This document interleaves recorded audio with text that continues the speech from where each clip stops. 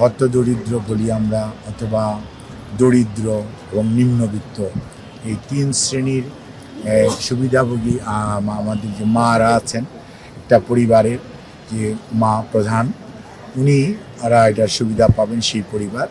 এবং এর মাধ্যমে আমরা মনে করি যে নারীর ক্ষমতায়ন এবং নারীকে অর্থনৈতিকভাবে স্বাবলম্বী করে গড়ে তোলা, এবং নারী যদি অর্থনৈতিকভাবে স্বাবলম্বী হয়, একটি পরিবার স্বাবলম্বী হবে এবং আগামী প্রজন্মের থেকে স্বাবলম্বী হবে বলে আমরা বিশ্বাস করি।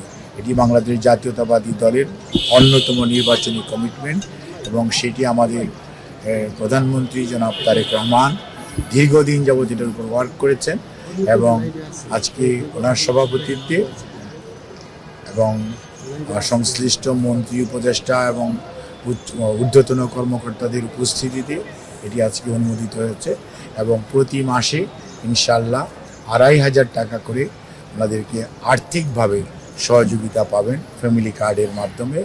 এবং এটা কোনো ধরনের রাজনৈতিক বিশ্বাস, কোনো ধরনের ধর্মীয় ডিসক্রিমিনেশন কিছুই হবে না। এটি হবে ইউনিভার্সাল একটি কার্ড, এবং এটি পরীক্ষামূলকভাবে শুরু হচ্ছে ইনশাআল্লাহ।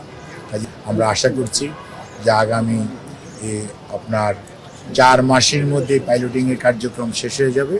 এর পরবর্তীতে আপনার সারা বাংলাদেশে এটা আরও ব্যাপকভাবে অ্যাটলিস্ট প্রতিটা উপজেলাকে এটা আওতায় আসবে। এবং আমরা হয়তো একটা উপজেলা প্রথমেই পুরো উপজেলা দেওয়া যাবে না, হয়তো প্রথমে একটা ওয়ার্ড, তারপরে একটি ইউনিয়ন, তারপরে আরেকটি ইউনিয়ন, এভাবে আমরা গ্র্যাজুয়ালি এটাকে কাভার করব, এবং এভাবেই সারা বাংলাদেশ এটার সেবা পাবে। ইনফরমেশন কালেক্ট করা হচ্ছে প্রত্যেক ডোর টু ডোর স্টেপস অ্যাপ্রোচের মাধ্যমে। কোনো অবস্থাতেই ঘরে বসে কোনো বাছাই হবে না, বাছাই হবে ফিল্ড লেভেল থেকে। একটা ইনফরমেশন কালেকশন করা হবে এবং কাউকে ডিসক্রিমিনেট করা হবে না, কাউকে বাদ দেওয়া হবে না।